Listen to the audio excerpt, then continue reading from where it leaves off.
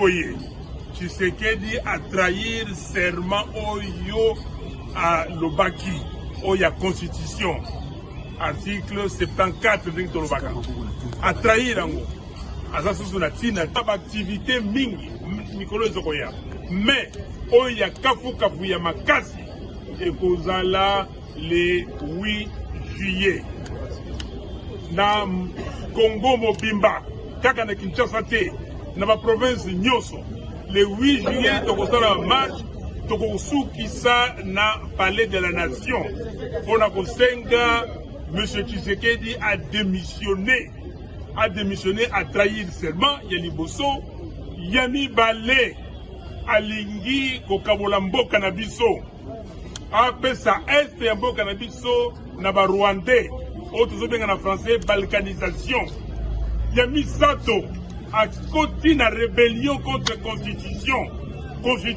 oyo ya presaki serment yango na peuple congolais tolobi ke biso bato totelemi liboso na bino tokoki kondima yango te esengi tolakisa ke mboko eza ya biso Congo ekotikala moko ndenge Kimbangu ndenge Kasavubu ndenge Lumumba na batata nyonso bakendeki ndenge Etienne Tshisekedi balobaka que Congo un indivisible uni Congo ekolobo merci mingi. Après un moment de répit, pour permettre aux blessés de passer leur plaie et permettre aux autres de faire les décomptes, les bilans de dégâts matériels enregistrés lors de cette répression barbare, la C64 s'est réunie aujourd'hui pour évaluer l'activité qui a été organisée le 12 juin 2026 et projeter une nouvelle action. Alors, concernant le premier point, de prime abord, la s'incline devant la mémoire des illustres disparus, victimes de la barbarie et de la répression du pouvoir de M. Tshisekedi. Et compatit avec nos compatriotes qui ont été blessés, qui se trouvent actuellement, C64, qui se trouvent actuellement dans des hôpitaux et centres de santé. Ainsi, nous appelons notre peuple à ne pas avoir peur, car la peur a changé de camp. Deuxièmement, la C64 a tablé sur les prochaines activités. Nous disons que la répression du 12 n'a fait que conforter notre conviction que le pouvoir en face de nous a peur et que nous allons continuer sans relâche notre combat jusqu'à la victoire finale. C'est comme ça que la réunion de ce jour, à l'issue de celle-ci, la conférence de présidents me charge d'annoncer à l'opinion, tant nationale qu'internationale, qu'elle organise, qu'elle tient à organiser une marche pacifique sur l'étendue du territoire national le 8 juillet 2026.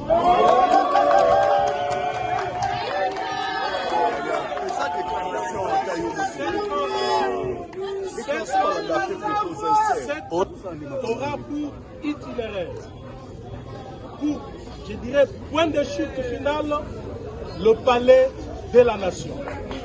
Pourquoi palais de la nation?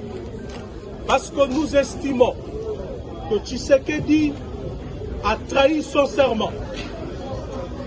Il est en rébellion vis-à-vis de l'ordre constitutionnel. Et cela fait de lui quelqu'un qui a démantelé la base sur laquelle son pouvoir a été légitimé, car il ne reconnaît plus la loi fondamentale sur base de laquelle il exerce son pouvoir.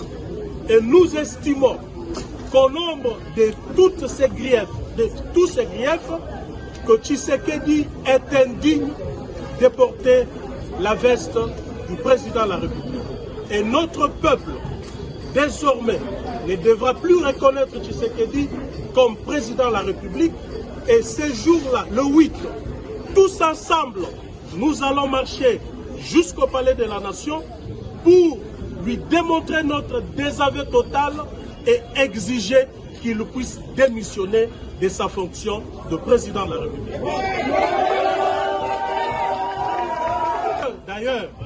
D'ailleurs, l'entreprise faite par M. Tshisekedi a pour objectif la balkanisation du pays.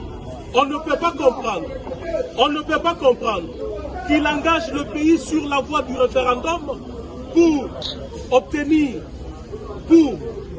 une nouvelle constitution afin d'obtenir un mandat illimité pendant qu'il est assuré qu'il ne pourra jamais mettre ses pieds à Goma et à Bukavu pour organiser les 10 référendums.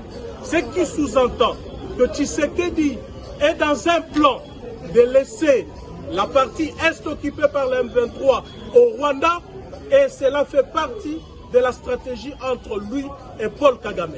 Nous disons que pour cela, le peuple doit s'élever comme un seul homme. Le peuple doit se dire que notre avenir est en péril.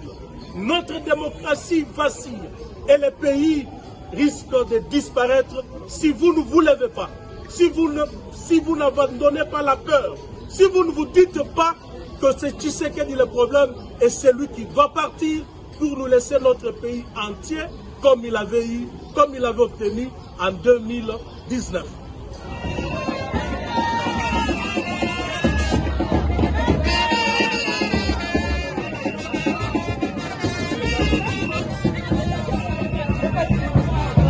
Oyo